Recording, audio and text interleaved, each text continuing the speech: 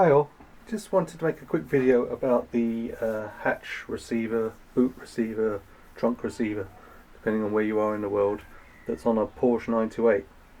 There's a lot of misinformation I should say, or lack of information on this on the internet, and it's typical Porsche over-engineering, at least it was of the 70s and 80s era when this car was developed, and it's typically fairly unreliable. And there are some upgrades, but I just thought I'd try and put together a video of what I've learnt about how this works, and hopefully it helps some of you guys who are working on your own cars. So these are the components that are in the receiver part of the car, the trunk. So this sits behind the toolkit. So you remove the toolkit, take out these two bolts, remove the attachment that normally sits here, and there's this electrical connection that hangs off the back, and you can remove this from the car if you need to. So this is the main body of it, and this is the main moulding. Sorry, you probably can't see that. So the main components are, there's a little lip here right on the top edge, and that's where the male piece hooks underneath when you close the trunk, and that sometimes needs a fair bit of adjustment to get it right. And the male piece that fits in here is made out of the same kind of material, and a lot of times that cracks and breaks, and that causes a lot of issues with the trunk actually closing properly, and also the release mechanism. So once the trunk's closed, it latches under here, and this arm, if you've got a later model that has the remote release, then there's a motor that pulls down on here, a bit like a wiper motor. It kind of cycles around as you pull the knob, and that moves this blade, that, if you can see that, when it moves to the down position, it pushes in on the tab that's hooked under here, or the tongue, and that pops up the boot. So it's not like a modern car where the boot will lift all the way, so don't bother waving your foot under the rear bumper, it won't open that way. This part generally wears and is an issue.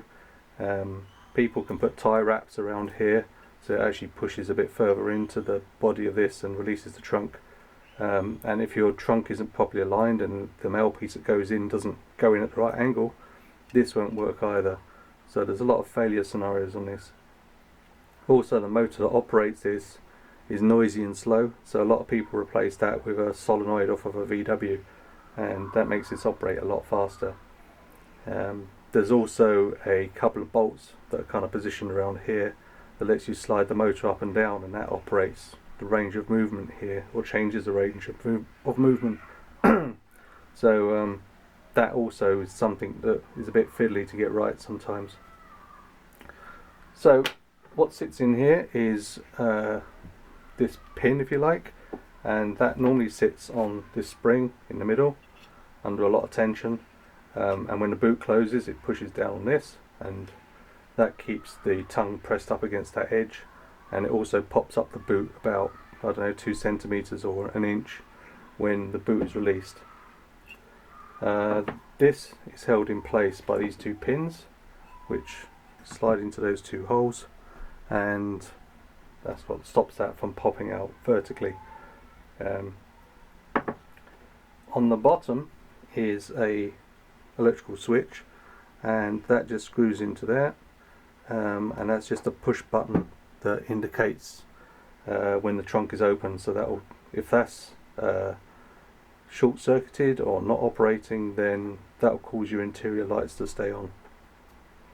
So if you look inside here, if you can see that there's a pin in there, and when that goes down far enough inside the tube that's in there, it presses down on this switch and it breaks the circuit, and that's what tells the interior lights to go off.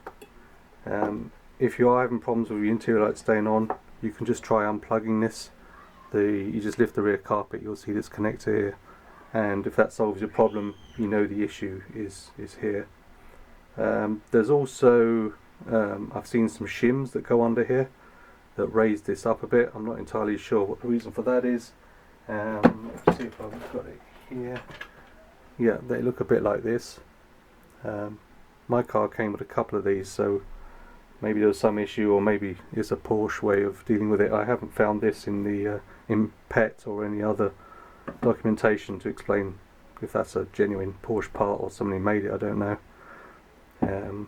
And these two pins that hold everything together, they're just driven into place, so just held on by friction. And that's pretty much it. As I said, it's completely over-engineered, unreliable. It's probably one of the worst parts of the car, to be honest, in terms of the design of it. But I guess at the time they didn't have off-the-shelf parts like they do today, so everything had to be developed from scratch, and maybe that explains it a bit. But I hope other people find this useful, and let me know in the comments.